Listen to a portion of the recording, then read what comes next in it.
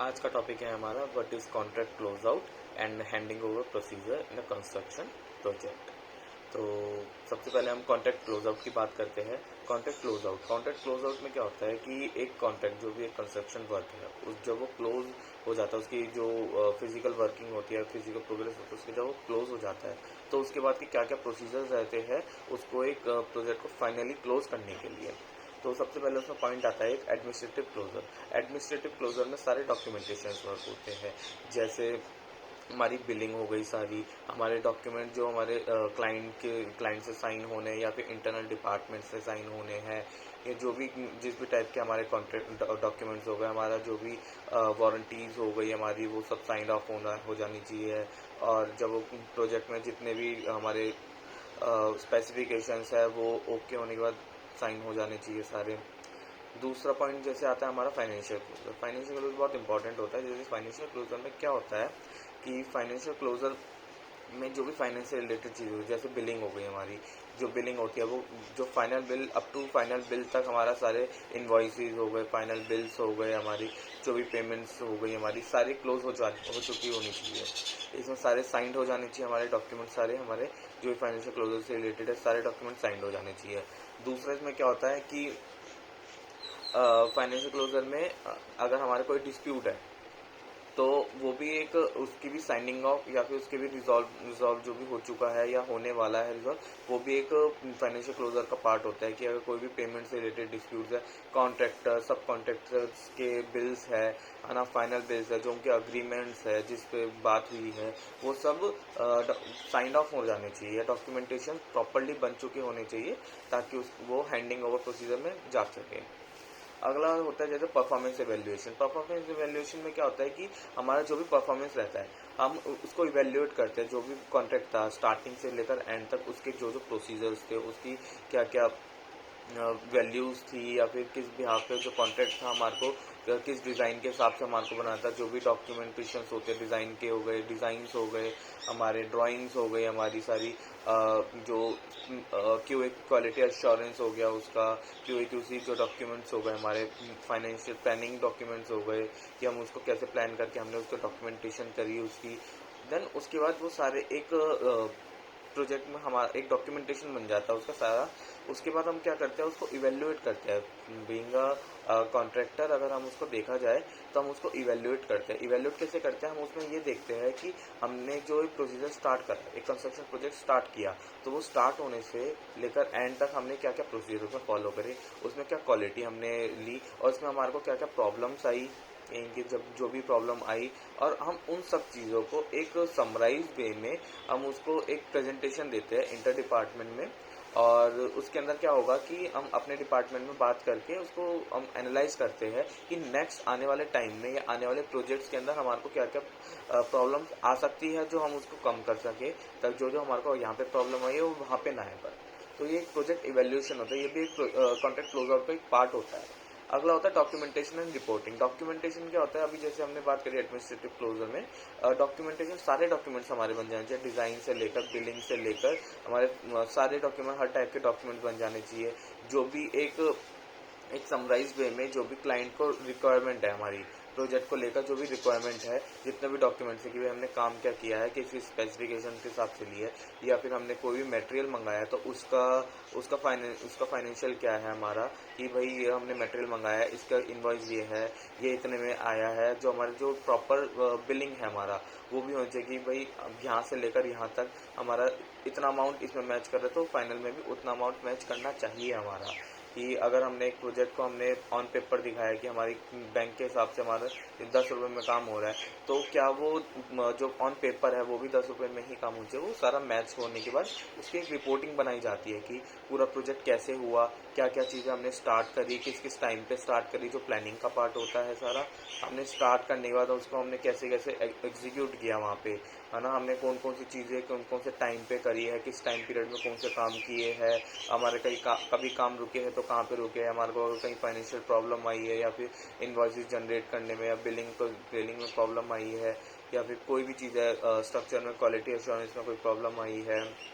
तो कहाँ कहाँ पे हुई है उसकी एक रिपोर्ट बनाई जाती है, डिटेल्ड रिपोर्ट बनाई जाती है, और देन उसको जो क्लाइंट होता है उसके सामने प्रेजेंट किया जाता है सारी चीज़ें कि भाई ये हमारे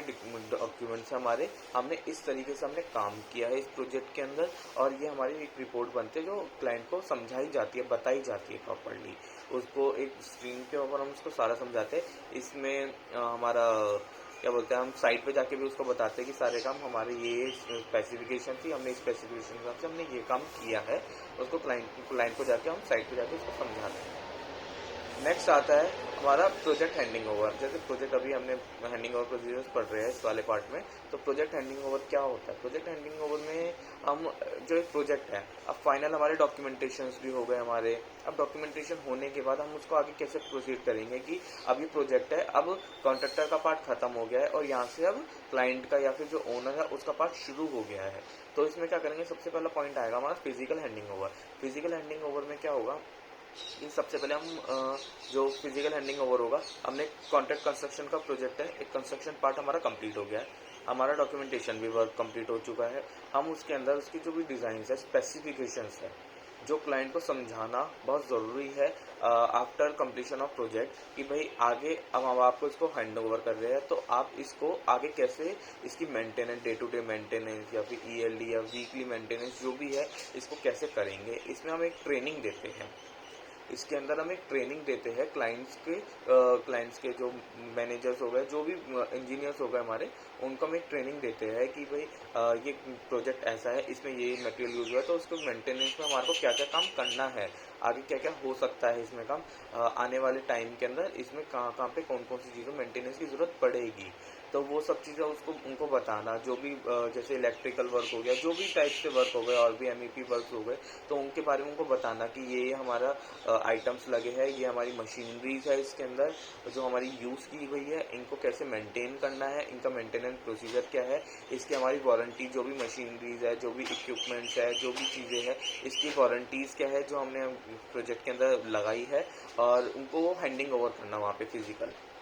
की साइट पे जाके उनको सब चीज़ें बताना, उनको एक ट्रेनिंग देना प्रॉपर, ये काम हुआ है, वो सब चीज़ें handing over, physical handing over में आता है। नेक्स्ट आता है हमारा documentation handing over. Documentation handing over में क्या होता है कि जो डॉक्यूमेंटेशंस होते हैं, जैसे अभी हमने ऊपर वाले कॉन्ट्रैक्ट क्लोजर में पार्ट में पढ़ा, तो डॉक्यूमेंटेशन हैंडिंग ओवर में सेम वही चीज़ें होती है, जो भी हमारे डॉक्यूमेंटेशंस होते हैं, जो भी हमारी रिपोर्ट्स होती है, जो भी हमारी समरीज होती है, जो साइनिंग ऑफ हो जाना चाहिए, फाइनल साइनिंग ऑफ क्लाइंट के सामने हो जाना चाहिए और क्लाइंट को हैंड ओवर कर दिया जाए उस चीज़ को कि हाँ अब हमारे जो फाइनेंशियल हो गए हमारे, या डॉक्यूमेंटेशन रिपोर्टिंग हो गई हमारी, इवेल्यूएशंस हो गई, परफॉर्मेंस हो गई, उन सबको हम हैंड ओवर कर दे क्लाइंट को, और क्लाइंट से एक सर्टिफिकेट ले ले, परफॉर्मेंस सर्टिफिकेट टाइप, कि भाई हमने ये काम किया है, क्लाइंट उसको वेरीफाई करे, जो मटेरियल लगा है उसको चेक करे, या फिर जो भी जो काम हमने सिविल कंस्ट्रक्शन का काम जो हमने किया है उसको चेक करने के बाद उसमें क्या जो भी प्रॉब्लम्स है, इनकेस कभी कोई प्रॉब्लम आ रही है तो उसको भी बता के उसको फाइनेंशियल और फाइनल में कंप्लीट करा के उसके डॉक्यूमेंटेशन हैंडिंग ओवर करना। तो ये कॉन्ट्रैक्टर का काम होता है, ये सारी चीज़ें करके जो भी क्लाइंट की तरफ से जो भी प्रॉब्लम्स है, जो भी सजेशंस है, उसको कंप्लीट करके फाइनल डॉक्यूमेंटेशन बना के एक क्लाइंट को प्रोवाइड करा देना। नेक्स्ट पॉइंट होता है हमारा legal and regulatory compliance. Legal and regulatory compliance में क्या होता है, अगर हमारी कोई भी लीगल रिपोर्ट है, या फिर हमारा जैसे डिस्प्यूट्स है, या फिर कोई भी और पार्ट है, फाइनेंशियल में कोई पार्ट है कि हमारे बिल्स फाइनल नहीं हुए या इनवॉइसेस हमारी अप टू द मार्क नहीं है, तो लीगल और रेगुलेटरी कंप्लायंस में आते हैं, तो उसको भी कंप्लायंस का काम पूरा करने का काम कॉन्ट्रैक्टर का होता है। ये सारे लीगल एंड रेगुलेटरी जो कंप्लायंस होते हैं उसको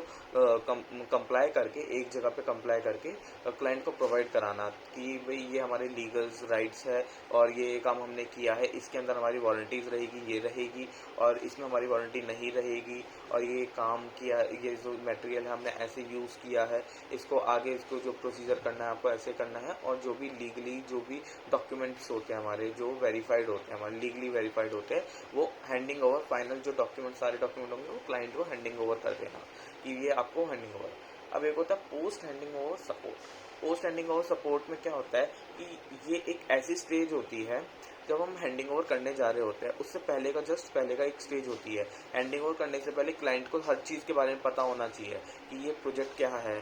किस वजह से था, अगर हमने जो भी चीज़ें इसमें करी है उन सब चीज़ों को उनको बताना कि ये काम था इसके अंदर और ये ऐसे ऐसे काम हुआ है इसके अंदर, और इसके लिए उनको एक प्रॉपर ट्रेनिंग दी जानी चाहिए कि एक ट्रेनिंग दें हम उनको, कि उनको बताए कि आगे इसको कैसे यूज़ करना है या फिर इसको कैसे मेंटेन करना है। जो मेन पार्ट होता है इसको मेंटेन कैसे करना है आगे, इन फ्यूचर इसमें कोई प्रॉब्लम आए तो जो भी इंटरनल रिपोर्ट्स होती है कि जहाँ पे इन फ्यूचर प्रॉब्लम आ सकती है या फिर जो एक मेजर इश्यूज होते हैं, जो कंसर्न्स होते हैं एक प्रोजेक्ट के अंदर, तो उनको वैल्यूड कराया जाए कि यहाँ पे प्रोजेक्ट्स है, यहाँ पे आपको इस टाइप से मेंटेनेंस करनी है या फिर इस टाइप से चीज़ों का ध्यान रखना है, और जो भी काम आगे प्रोसीजर होना है वो इस बिहाफ पे होना है। और साथ साथ में उसको इंजीनियर्स को ट्रेनिंग देना उसकी, कि हमने इंजीनियर्स को ट्रेनिंग दे दी, देन उसको हैंडिंग ओवर प्रोसीजर सपोर्ट करके उनको पूरा सारा handing over, final handing over कर देना उनको, ताकि प्रोजेक्ट एक फाइनली क्लोज हो जाए हमारा। तो आज के लिए इतना ही है।